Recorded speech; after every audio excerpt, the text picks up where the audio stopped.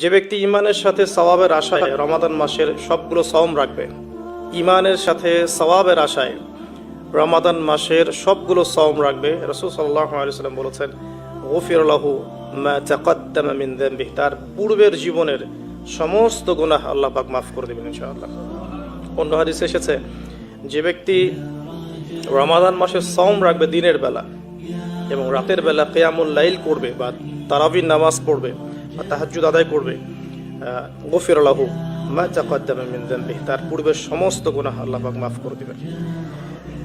রোজাদারের আনন্দের মুহূর্ত সম্পর্কে হাদিসে এসেছে যে আবু হুরায়রা রাদিয়াল্লাহু আনহু থেকে বর্ণিত আছে, নবী করিম সাল্লাল্লাহু আলাইহি ওয়াসাল্লাম বলেছেন যে রোজাদারের জন্য দুটা আনন্দের মুহূর্ত আছে যখন সে আনন্দিত হবে। তার প্রথমটা হচ্ছে যখন সে ইফতার করে এবং দ্বিতীয়টা হচ্ছে যখন সে তার রবের সাথে সাক্ষাৎ করবে, মিলিত হবে। এই দুটো সময়ে আল্লাহ রাব্বুল আলামিন তাকে আনন্দিত করে দিবেন ইনশাআল্লাহ তাআলা। অন্য বর্ণনা এসেছে যে যখন সে আল্লাহর সাথে মিলিত হবে বা আল্লাহর সাথে সাক্ষাৎ করবে কিয়ামতের দিন, আল্লাহ পাক তাকে এত পুরস্কার দিবেন যাতে সে আনন্দিত হয়ে যাবে ইনশাআল্লাহ আযজা ওয়া জাল্লা। হাদিসটা বুখারীতে এসেছে 1904 নম্বর হাদিসে। আরেকটা হাদিস কোট করেছি আমি, সেটা হচ্ছে হযরত আব্দুল্লাহ বিন আমর রাদিয়াল্লাহু আনহু থেকে বর্ণিত আছে, রাসূলুল্লাহ সাল্লাল্লাহু আলাইহি ওয়াসাল্লাম ইরশাদ করেছেন যে ইফতার করার সময় যখন সায়েম ব্যক্তি ইফতার করবে, ইফতার করার সময় সে যেন দোয়া করে, ইফতার করার সময় সে যেন দোয়া করে, কারণ তখনকার দোয়া ফেরত দেয়া হয় না, অর্থাৎ দোয়া কবুল হবে রোজাদারের ইনশাআল্লাহ আযজা ওয়া জাল্লা। আর এই হাদিসটা আমি এবারই প্রথম পেয়েছি, আগে আমি এই টপিক নিয়ে কথা বলার সময় হাদিসটা কোট করিনি কখনো। আমার কাছে মনে হলো যে হাদিসটা শেয়ার করা দরকার। হাদিসটা এসেছে মুসনাদ আহমদের মধ্যে 23,070 নম্বর হাদিস, যে হযরত আব্দুল্লাহ ইবনে আব্বাস রাদিয়াল্লাহু আনহু থেকে বর্ণিত আছে, রাসূলুল্লাহ সাল্লাল্লাহু আলাইহি ওয়াসাল্লাম ইরশাদ করেছেন যে মাসের 3টা সওম, এক মাসের 3টা সওম আমরা যেটা রাখি, মাসিক 3টা সওম আইয়ামে বীজের, এবং বছরের এক মাসের সওম অর্থাৎ রমাদান মাসের সওম, এই দুটো কাজ মানুষের অন্তরের রোগ, মনের যে রোগগুলো আছে, স্পেশালি এখানে লেখা আছে মনের রোগের মধ্যে স্পেশালি হিংসা বিদ্বেষ দূর করে দেয়, যেটা এখনকার জেনারেশনের জন্য খুব বেশি ইম্পর্টেন্ট।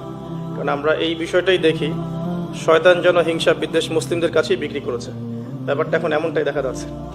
আল্লাহ পাক আমাদেরকে বোঝার তৌফিক দান করুন, আমিন। এবং সবশেষে আবু উমামা রাদিয়াল্লাহু আনহু থেকে বর্ণিত আছে যে তিনি বলছেন যে আমি রাসূল সাল্লাল্লাহু আলাইহি ওয়াসাল্লামকে গিয়ে বললাম যে ইয়া রাসূলুল্লাহ সাল্লাল্লাহু আলাইহি ওয়াসাল্লাম, আমাকে এমন একটা কাজের কথা বলে দিন যেই কাজটা করলে আমি নাজাত পেয়ে যাব বা আমি জান্নাতে চলে যাব ইনশাআল্লাহ, আমি পুরস্কার পাবো ইনশাআল্লাহ, জাহান্নাম থেকে বাঁচবো। নবী করিম সাল্লাল্লাহু আলাইহি ওয়াসাল্লাম বললেন তুমি সওম রাখো, কেননা এর চেয়ে তুলনীয় কোনো আমল নেই।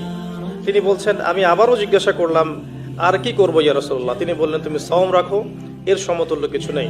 তিনি বলছেন আমি আবারও বললাম ইয়া রাসূলুল্লাহ এরপর আমি কি করব, তিনি বলছেন তুমি সওম রাখো, এর সমতুল্য কোনো আমল নেই। আল্লাহ পাক আমাদেরকে হাদিসগুলো বোঝার তৌফিক দান করুন, আমিন।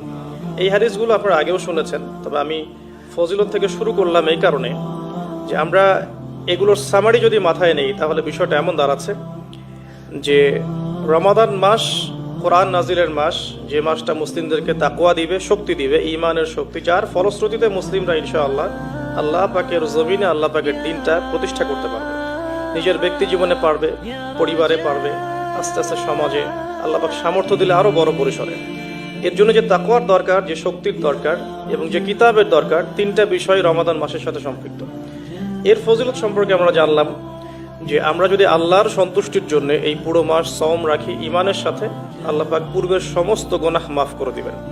আমরা জানলাম রোজাদারের মুখের গন্ধ আল্লাহর কাছে মিশক আম্বরের চেয়ে বেশি প্রিয়। আমরা জেনেছি এই মাসে কোরআন নাজিল হয়েছে। আমরা জেনেছি রোজাদারদেরকে রাইয়ান নামক দরজায় প্রবেশ করানো হবে। নবী করিম সাল্লাল্লাহু আলাইহি ওয়াসাল্লাম স্পেশালি নসিহত করছেন